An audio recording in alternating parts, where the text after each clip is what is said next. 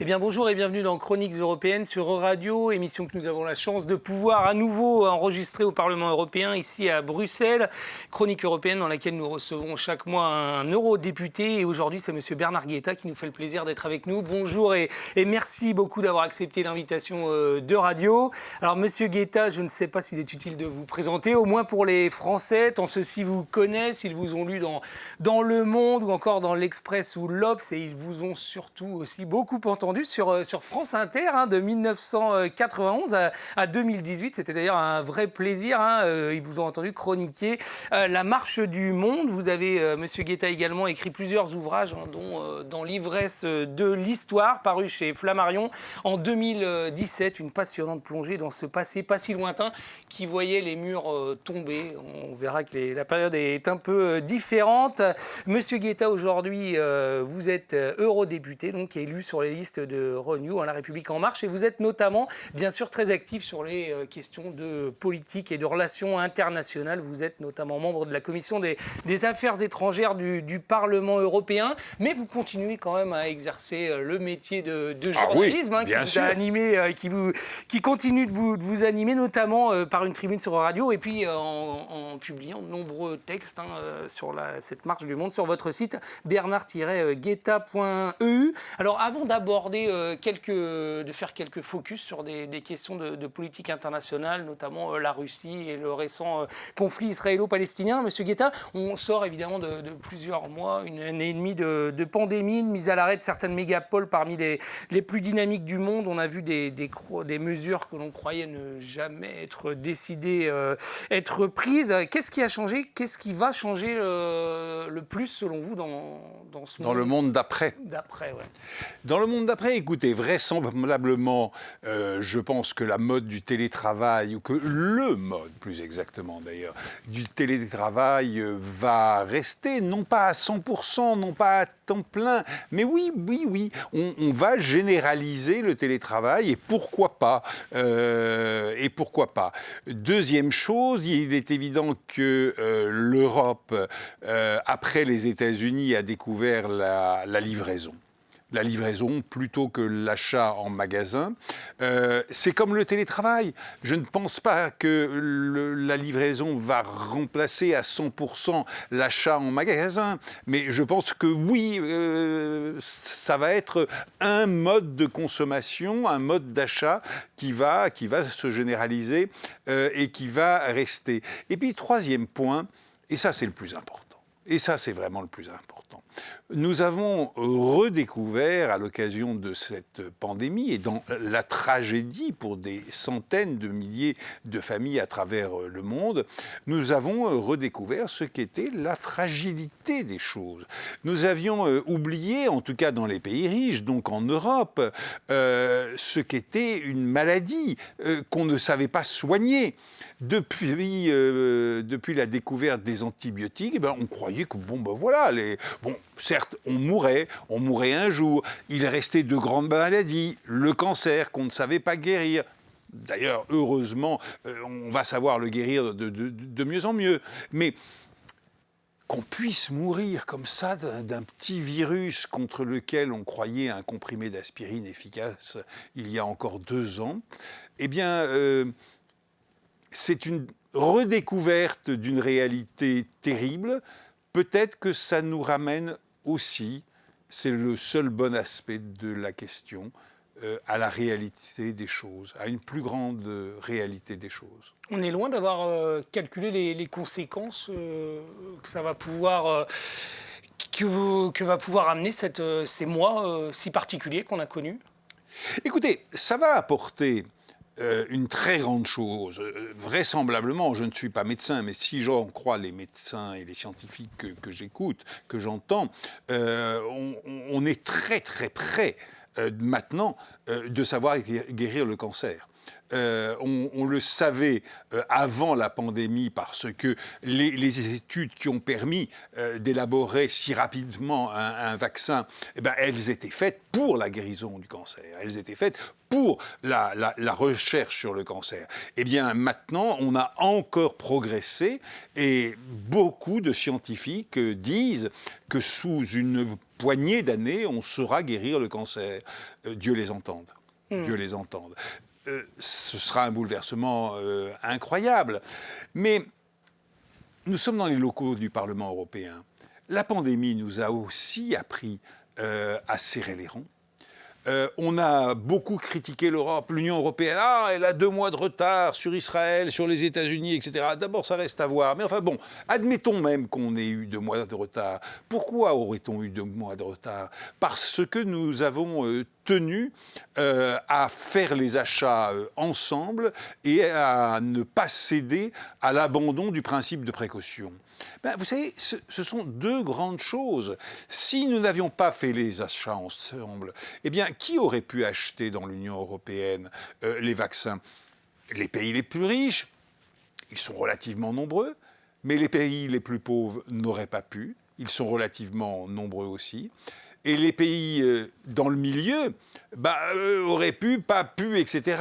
Et là, je vous garantis que l'Union aurait à tous les coups éclaté.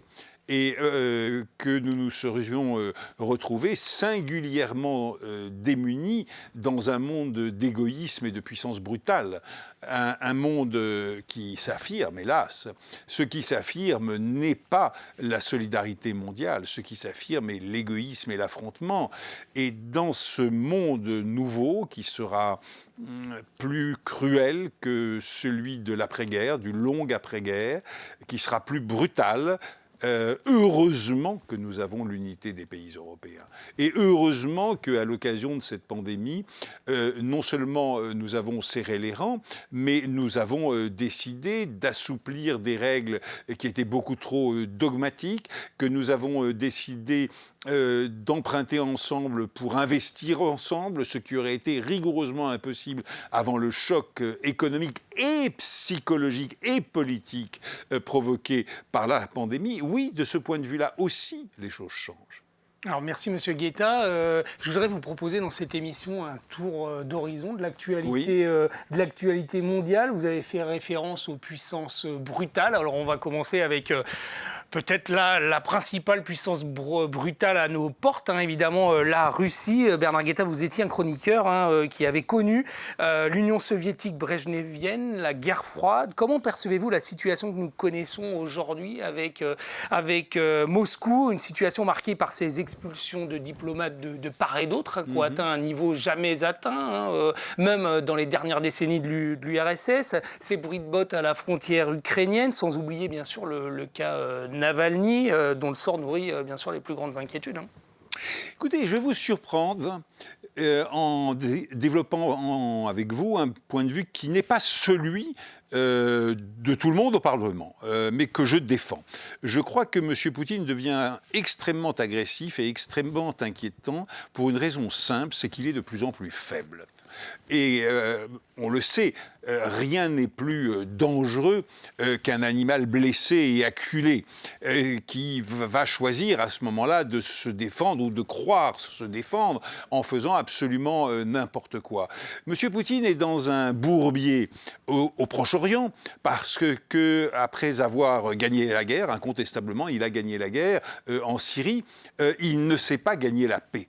Et il n'a plus beaucoup d'alliés parce que l'Iran, qui était son seul allié dans l'affaire syrienne, est aujourd'hui bien trop démuni financièrement et isolé politiquement pour pouvoir lui être d'un grand secours ou même d'être d'un grand secours d'ailleurs à Bachar el-Assad.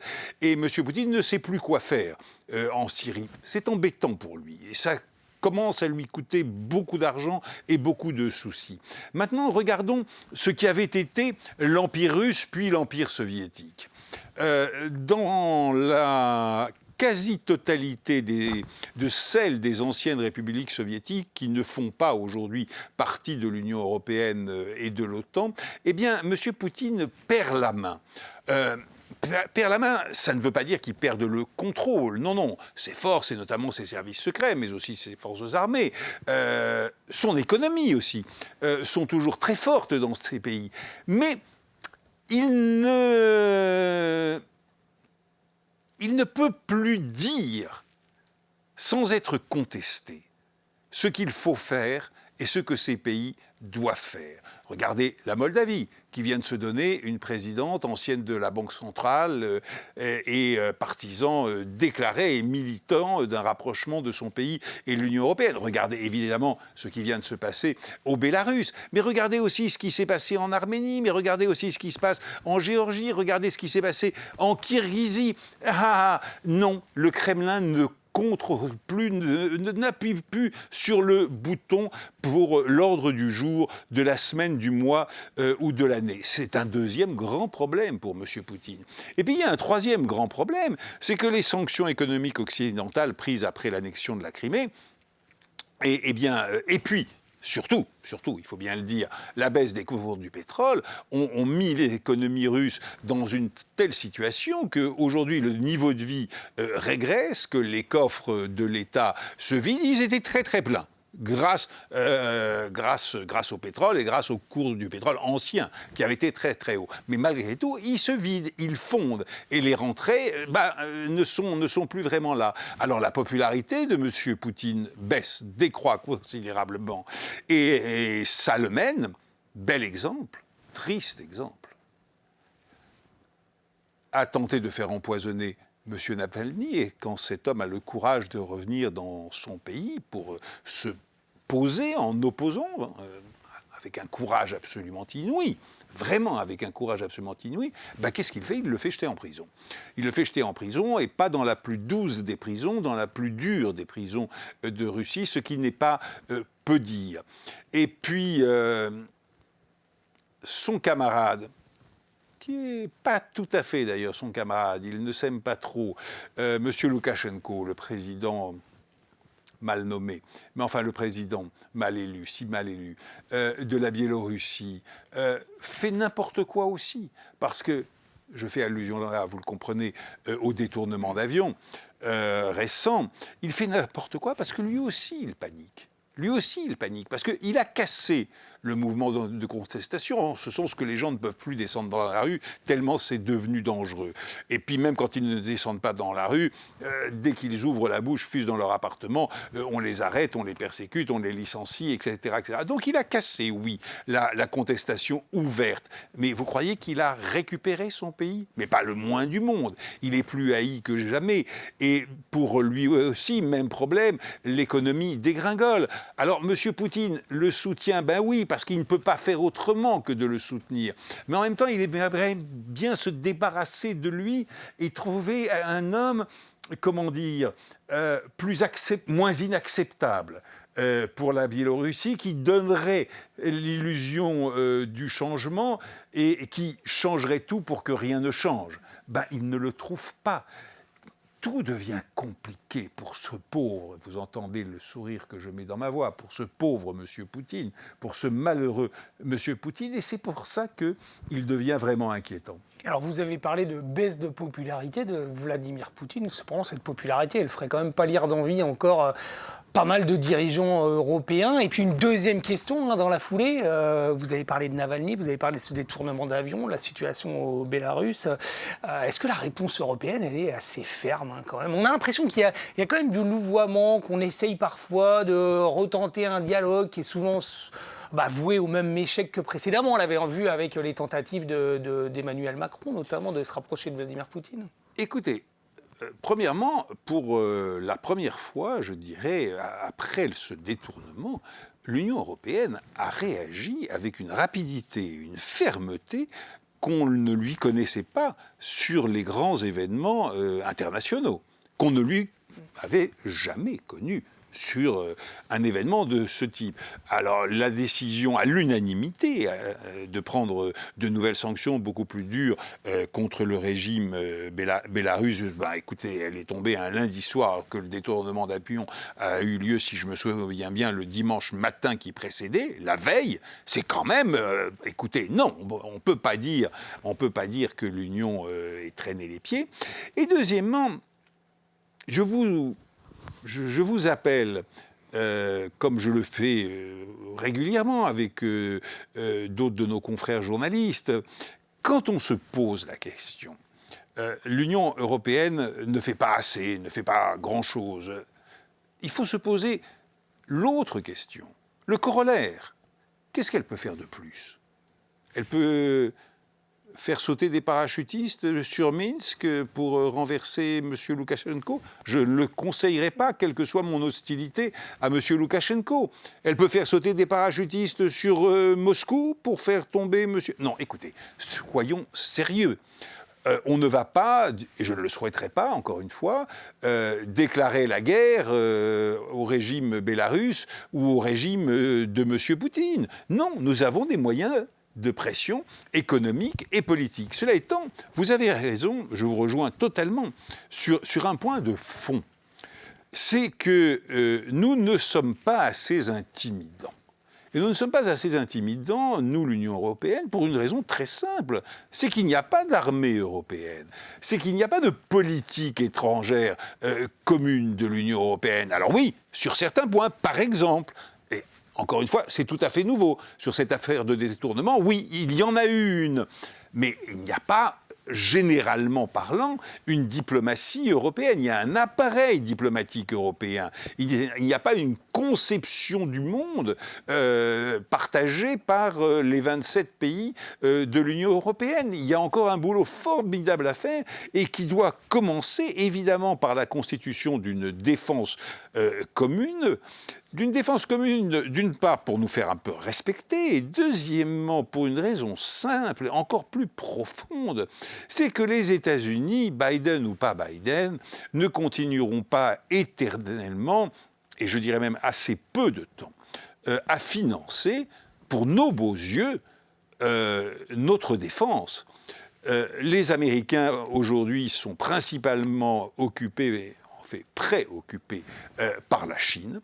Pas par la situation européenne, pas même par la situation au Proche-Orient, non, c'est la Chine et l'Asie en général qui est leur problème du XXIe siècle, et ils ne continueront pas éternellement, et même ils ne continueront pas longtemps, même avec une administration très pro-européenne comme l'est celle de M. Biden, à financer notre défense. Nous devons le faire pour que l'Alliance Atlantique, ce qui est mon souhait, reste pérenne. Parce que s'il n'y a pas de défense européenne, un jour ou l'autre, les Américains nous diront écoutez, chers amis, débrouillez-vous. Et débrouillez-vous, ça signifiera la fin de l'Alliance Atlantique.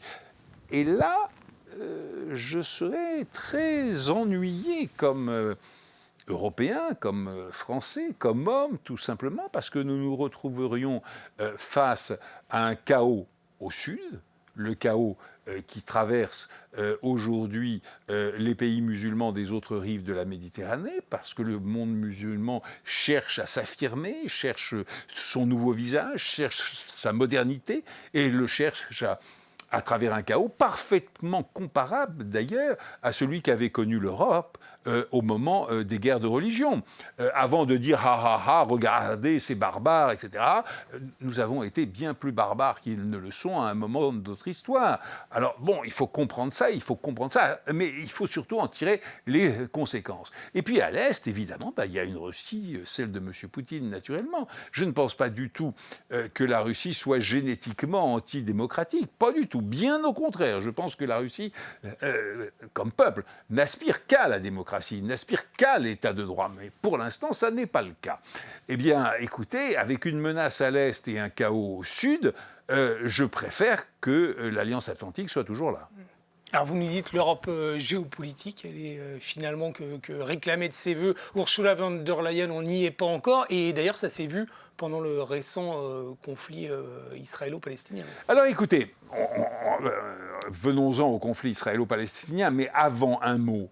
C'est déjà un changement formidable et un pas gigantesque que la nouvelle présidente de la nouvelle commission dise, à travers cette formule, la commission géopolitique, dise que l'objectif premier de l'Union européenne doit être aujourd'hui de s'affirmer en puissance dans le concert des nations. C'est un changement radical, parce que jusqu'à présent, qui le disait dans l'Union européenne ? Les Français, les Français et les Français. Mais les Français seuls, absolument seuls. Et tous nos partenaires riaient en disant « Ha ha !» vous savez, la grande nation, comme disaient les Allemands, ironiquement bien entendu. Eh bien non, ça a changé. Et aujourd'hui, le tabou sur la défense européenne, comme le tabou sur l'autonomie stratégique, comme le tabou sur les politiques industrielles, tous ces tabous sont tombés. Mais maintenant, vous savez, entre le jour où le tabou sur la défense européenne tombe et le jour où la défense européenne en question existe, eh bien écoutez, il faut 15 à 20 ans, parce que pour constituer une défense en tout état de cause, même si nous sommes d'accord demain matin sur tous les aspects de cette défense commune, il faut 15 à 20 ans. Donc voilà, c'est comme ça, il faut regarder la réalité et il ne faut pas se battre la coupe en disant « Ah, on est mou, on n'est pas à la hauteur, etc. » Ben oui, on n'est pas à la hauteur, c'est vrai, mais pourquoi ? Pourquoi ? Parce que l'Union européenne, nos partenaires, pas nous les Français, mais nos partenaires ont refusé depuis trop longtemps l'idée de l'affirmation de l'Union comme une puissance. Ben maintenant, on y vient. Et pour la diplomatie, c'est la même chose. Naturellement. Ça en fait partie. Alors maintenant, votre question, pardonnez-moi d'avoir été trop long de ce préambule, votre question sur Israël-Palestine. Écoutez, d'abord, qui est fort dans ce conflit ? Les Américains le seraient ? Écoutez, moi, je n'ai pas remarqué que les Américains le soient tellement. La Chine le serait-elle ? Non, elle ne l'est pas. La Russie le serait-elle ? Non, elle ne l'est pas.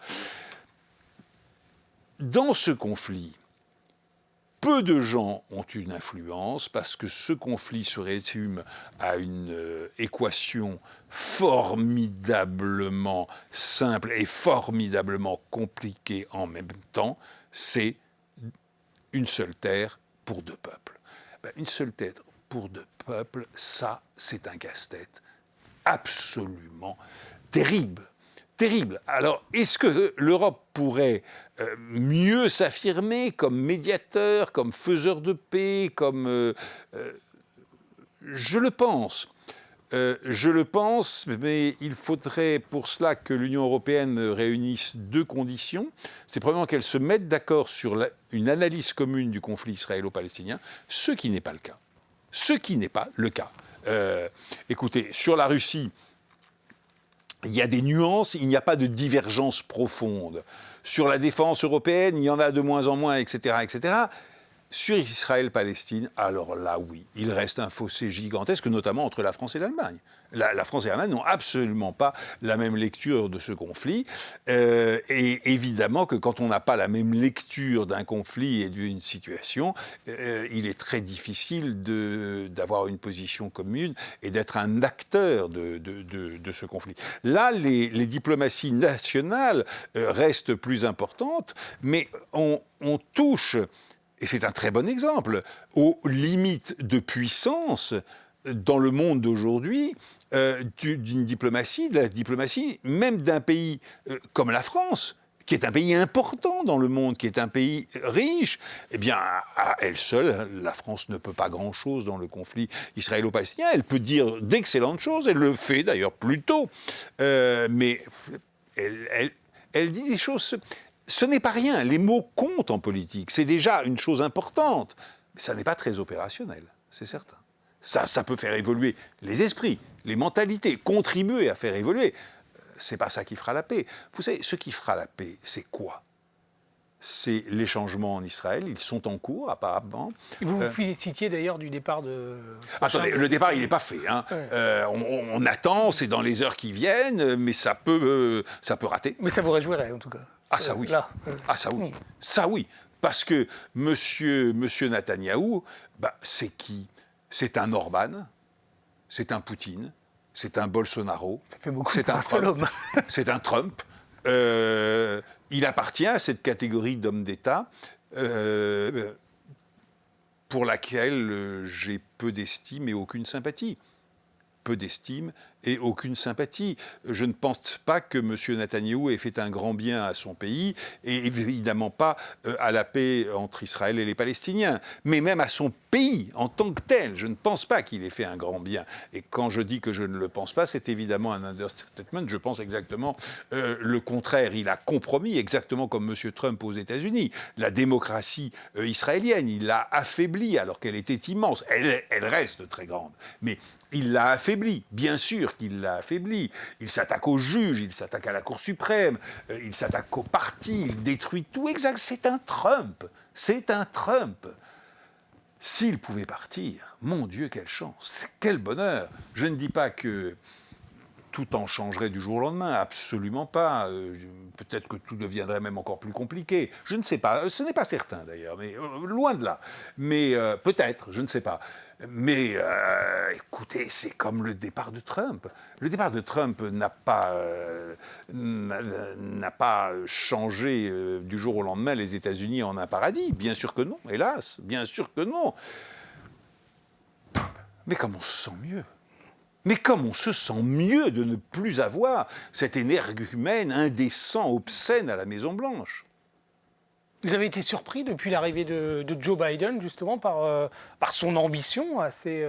Écoutez, vous savez, allez, petit péché d'orgueil, mais 2 mois avant qu'il n'arrive à la Maison-Blanche, quelques semaines après son élection, j'avais dit dans une émission de télévision à Paris que cet homme pouvait réhabiliter Keynes, enterrer le Reagano-Thatcherisme et ouvrir une nouvelle page de l'histoire, non seulement des États-Unis, mais du monde. Et on m'avait dit « Oh là là, comme vous êtes optimiste !» Gna gna, c'est ce qui se passe. C'est ce qui se passe. Et pourquoi ? D'une part, parce que c'est un homme de bonne volonté, que c'est un homme intelligent, que c'est un homme généreux. Vraiment, c'est un homme généreux, Biden, et qui a le souci de la fairness, comme on dit en anglais, de l'équité, tout simplement de l'équité. Mais pour une raison encore plus importante, encore plus forte, qui est qu'aujourd'hui, l'État n'est plus le problème, mais la solution. La force publique, la puissance, pas la force, excusez-moi, la puissance publique est évidemment la solution. On a besoin de la puissance publique pour restaurer les équipements collectifs, les infrastructures qui sont...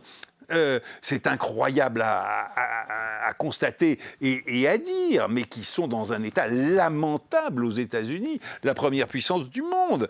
Et les États-Unis ont besoin de l'investissement public, ils ont besoin de sortir des dogmes du Reagano-Thatcherisme, et évidemment que nous en avons besoin, nous aussi, en Europe. Et remarquez, par parenthèse, que l'Union européenne a donné l'exemple aux États-Unis.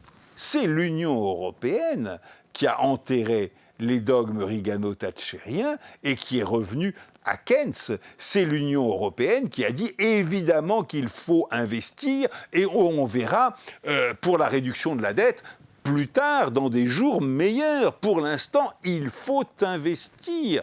Eh bien, cet exemple que l'Union européenne a si heureusement donné a été suivi par les États-Unis. Vous savez, ça fait des décennies. Combien de décennies, au moins depuis la Deuxième Guerre mondiale, mais en fait depuis les années 30, qu'on dit les États-Unis donnent le là, les États-Unis donnent le ton.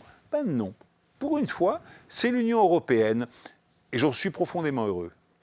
Un mot, la relation euro-américaine, elle redémarre. On a l'impression qu'elle redémarre comme avant. Est-ce qu'on peut quand même faire une confiance aveugle aux États-Unis ? Je fais référence évidemment aux informations qui viennent de sortir avec les écoutes.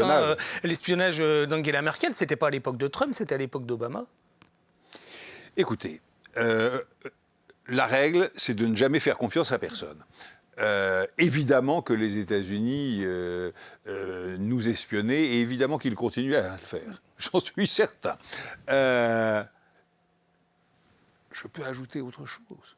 Évidemment que les pays européens espionnent ou tentent d'espionner les États-Unis. Évidemment que oui. Je n'ai pas d'informations. Je ne le sais pas. Je ne peux pas le prouver. C'est une évidence. Évidemment que chacun espionne chacun ou tente de le faire. Alors, c'est pas bien. Et ce qui est surtout pas bien, c'est de se faire prendre. Mais bon, c'est la règle. Et puis, imaginez que vous soyez président de la République française, par exemple, ou président de la Commission européenne, ou président du Conseil européen. Vous voudriez savoir ce qui se trame dans les grands ministères à Washington. C'est important pour vos prises de décision. Et puis, imaginez maintenant que vous êtes le patron d'un grand conglomérat d'électronique européen. Vous aimeriez bien savoir ce qui se passe dans la Silicon Valley. Alors, si quelqu'un vous propose des renseignements là-dessus, vous allez les acheter. Et si quelqu'un vous propose d'organiser une collecte de renseignements, vous n'allez pas dire non. Merci, M. Guetta. Alors, une dernière question, parce que malheureusement, le temps passe trop vite avec vous. Une dernière question de retour sur cette question de l'Europe puissance. Évidemment, il y a eu ces images qu'on a vues à Ankara, oui, lors d'un voyage où la présidente de la Commission et le président du Conseil tournaient un petit peu au fiasco. Depuis lors, des voix sont entendues pour peut-être fusionner le poste de président de la Commission et de président du Conseil. Est-ce que ça pourrait être une piste pour donner finalement aller vers une seule figure, une lecture plus aisée de l'exécutif? Non, à mes yeux, non, je n'y crois pas beaucoup, je ne crois pas que ça se fasse, d'ailleurs avant longtemps, parce que nous sommes dans une fédération qui se construit. Et comme dans toute fédération, il y a une chambre des États, il y a une chambre du peuple. La chambre du peuple, c'est ici, c'est le Parlement européen. Et puis, il y a une chambre des États, qui est le Conseil européen, exactement comme le Sénat aux États-Unis est la chambre des États et qu'il y a la chambre des représentants, qui est la chambre du peuple. Alors, il n'est pas anormal qu'il y ait un président de la chambre des États et un président de la chambre du peuple. Alors, évidemment, la Commission, c'est un peu autre chose, mais c'est même complètement autre chose. Mais je veux dire par là que c'est aussi dans les trois grandes institutions européennes, c'est aussi, avec le Parlement, l'institution communautaire. Alors, confondre ce qui est déjà fédéral avec ce qui reste des États, de la Chambre des États, je crois que ce serait précipiter les choses. Vous savez, on pourrait apprendre à M. Michel, le président du Conseil, que quand une dame est debout et que vous êtes assis, on se lève et on lui cède son fauteuil. Vous voyez, c'est moins compliqué que de changer les institutions. Et deuxièmement, on pourrait apprendre au service de Mme von der Leyen, de la présidence de la Commission, à mieux préparer les déplacements à l'étranger. Parce qu'on peut parfaitement imaginer que M. Erdogan est mort de rire depuis cet incident, mais je ne crois pas que ce soit lui qui l'ait provoqué. Il en profite. Mais les grands coupables, ce sont les institutions de l'Union européenne, pas lui. Eh bien, merci chaleureusement, M. Guetta, d'être venu nous proposer ce tour d'horizon, en faisant quelques focus sur certains terrains chauds de l'actualité de la planète. Je recommande pour les auditeurs qui voudraient en savoir plus à visiter votre site, bernard-guetta.eu. Je rappelle également les références de votre ouvrage véritablement passionnant, paru en 2007 dans l'ivresse de... 2017. 2017, pardon, dans l'ivresse de l'histoire. Vous pourrez bien sûr retrouver cette émission sur Euradio, rubrique Chroniques européennes. Merci beaucoup et merci encore, M. Guetta. Pas du tout, merci à vous. À bientôt.